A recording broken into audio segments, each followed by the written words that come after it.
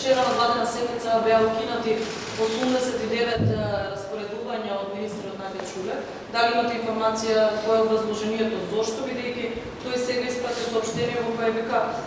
прашува дали премиерот Оливер Спасовски ви понал одговорност доколку се загрози државната безбедност со тоа што ги укинува и вели дека испратил телеграма до сите да ја почитуваат неговата намера. Поставувањето на техничките министри во оваа влада и заменици навистина ги освежи сеќавањата на граѓаните кои што ги има во време на режимот, кога функционираше институциите, владата на таков начин и на исти стил како во време на режимот и на груевизмот, со кршење на устав, на закони, со насилие, со притисоци, со уцези, со закони, и добро е што граѓаните денеска го гледаат повторно тој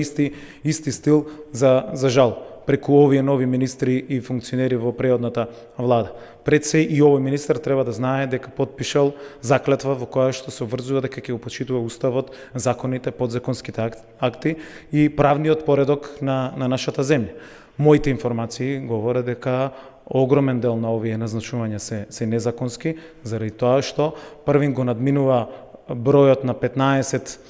промени кои што може да ги прави во самото министерство, односно навлага во зголемување на тој број со своите одлуки кои што ги прави, што значи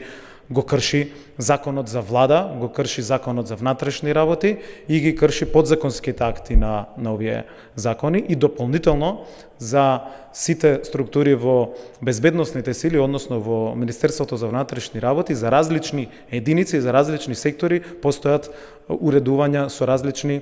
прописи, подзаконски акти кои што исто така треба да се испочитуваат. Дали се направени контроли, физички, здравствени, дали се испочитувани процедурите преку кои што тие треба промени да се направат. Моите информации говорат дека станува збор за големи прекршувања, токму не само на законот за влада, не само на законот за внатрешни работи, туку и на многу суштински подзаконски акти со кои што се уредуваат различните постапки за вакви промени кои што треба да се прават или можат во рамки на законот да се прават во рамки на Министерството за внатрешни работи. Така да, уште еден апел и до овој министер и до министерката Мизрахи пред се да го почитуваат уставот, законите и правниот поредок на оваа држава при целото нивно функционирање и делување во рамки на институциите на владата. Гледаме дека за некои вакви постапки, кои што деновиве гледаме од овие министри,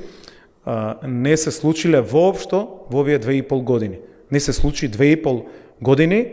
во период на функционирањето на одговорноста која што ние ја носиме како влада, на ниту еден министер или функционер да оди со службено возило на приватни или партиски средби. Дајте еден пример во кој што министер на СДСМ бил на некоја партиска средба во некоја општина да се сретне со членство, да врши партиски обврски задачи, а при тоа да иде со службено возило. Навистина на граѓаните им се вратија меморијата како функционира и како работеше режимот на Никола Груевски. Тоа е истото она што денес го гледаме преку новите технички министри предложени од ВМРО ДПМНЕ. Благодарам.